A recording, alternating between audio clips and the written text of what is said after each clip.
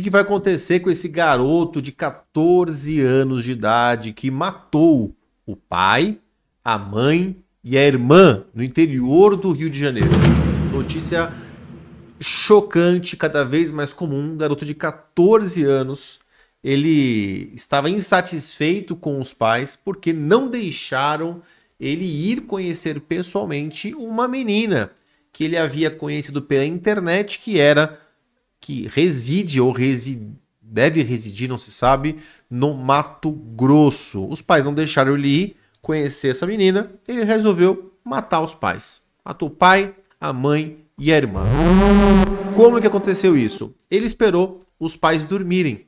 O pai tinha uma arma debaixo do colchão para proteção e esse garoto tomou alguns energéticos para não cair no sono. Durante a madrugada, de forma sorrateira, como um bom psicopatinha que é, ele entrou dentro do quarto, pegou a arma debaixo do colchão e atirou contra o pai, contra a mãe e depois contra o irmãozinho. Bom, inicialmente ele relatou para a avó, que é a mãe do pai, dizendo que os pais haviam desaparecido. Haviam pego um carro de aplicativo e simplesmente dado no pé. A avó achou tudo muito estranho, levou a criança para a delegacia para dar queixa desse desaparecimento. Os policiais procuraram nos hospitais, nos locais próximos da residência, nenhum sinal desse casal e dessa criança. Então resolveram fazer uma busca na casa da família. Chegando lá, encontraram no colchão onde os pais dormiam marcas de sangue e um forte cheiro de putrefação, ou seja, os corpos se decompondo. E encontraram os corpos finalmente na cisterna da casa, que fica a 4 ou 5 metros da casa. Bom, notícias como essas, elas chamam muito a atenção e a primeira coisa que todo mundo quer saber é o que é que vai acontecer com esse menino? O que vai acontecer com ele? Ó, ele tem 14 anos de idade, tá? De acordo com a legislação esquizofrênica e essa Constituição igualmente esquizofrênica que nós temos, ele é considerado um inimputável. O que significa isso? Que ele não responde criminalmente pelos seus atos.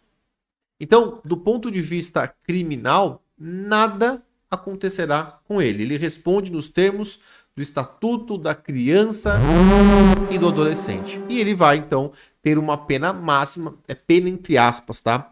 Porque não é nem pena, é considerado uma medida, uma medida de, como é que é? Me fugiu a palavra. Hã? Não, ato infracional que ele praticou.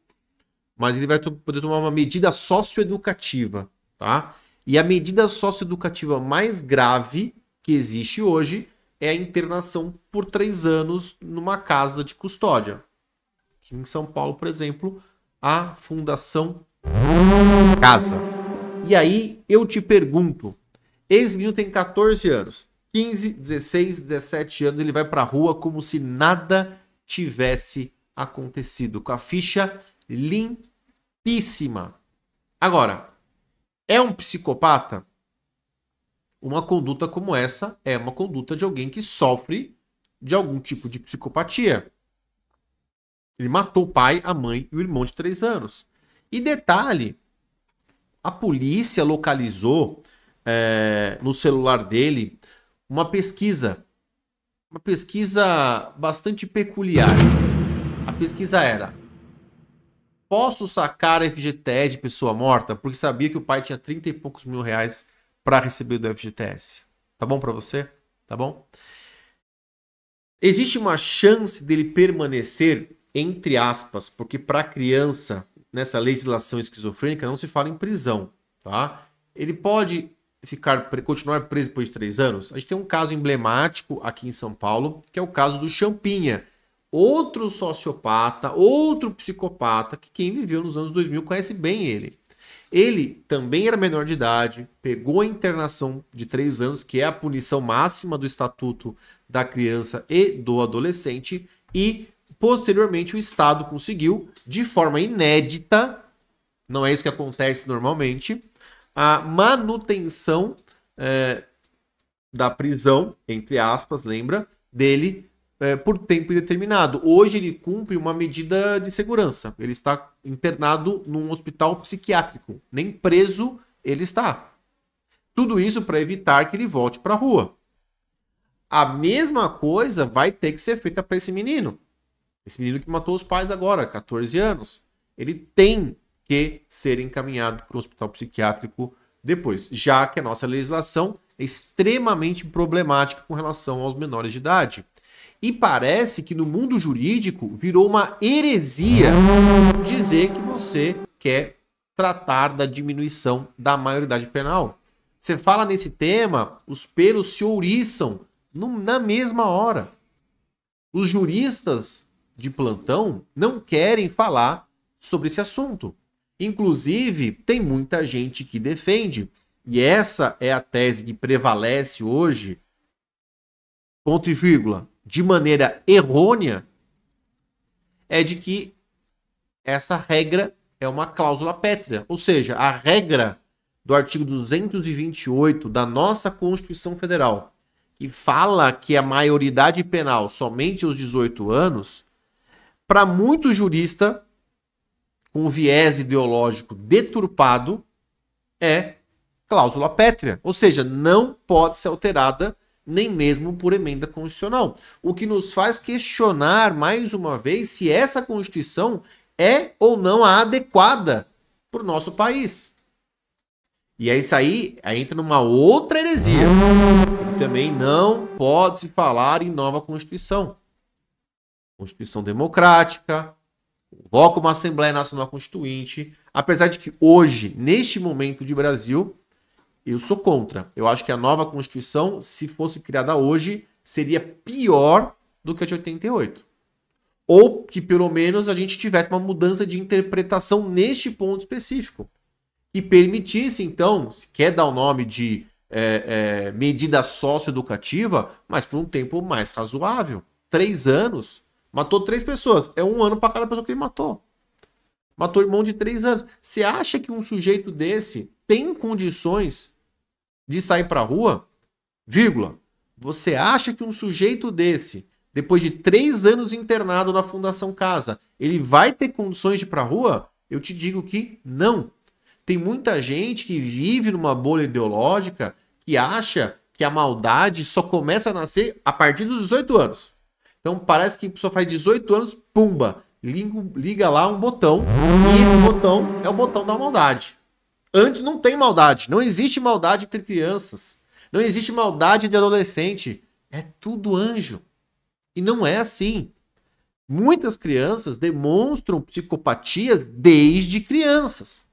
E eu não estou dizendo que elas têm que ser presas antes de praticar nada, mas se praticarem, se derem asa a essa psicopatia, elas têm que responder criminalmente. Tem que responder. Porque nós estamos criando um mundo melhor para todos e não um mundo sem responsabilidade para pessoas que colocam em risco a vida de inocentes. Esse é o grande problema. Esse é o grande problema. Então, resumindo, esse menino, né? Menino monstro, foi apreendido pela polícia, vai responder um processo na vara da infância e da juventude, ou da adolescência, em alguns casos, como chamam também, e vai estar sujeito à punição máxima que deve ser aplicada a ele de internação por 3 anos. Após os 3 anos, a regra é, tá livre, tá solto, pode começar a sua vida de novo matando outras pessoas. Ou, se fizerem como fizeram no caso do Champinha, que eu reforço, é um caso excepcional. Na maior parte dos casos não se faz isso. No caso do Champinha, teve uma comoção nacional em cima desse caso. Se isso acontecer, aí ele pode, então, após os 3 anos, ser internado no hospital psiquiátrico. Mas não dá para contar com isso. Porque, como eu disse, essa é a exceção da exceção. Agora me diga você, Coloca aqui nos comentários o que você achou dessa informação. Você concorda que após 3 anos ele está livre? Ele é simplesmente ficha limpa para voltar para as ruas? Você concorda que a maioridade penal no Brasil tem que ser diminuída? Tem que ser diminuída? Coloca aqui nos comentários. Eu quero ler todos e nós nos vemos no próximo vídeo. Beijo, abraço. Até mais. Tchau.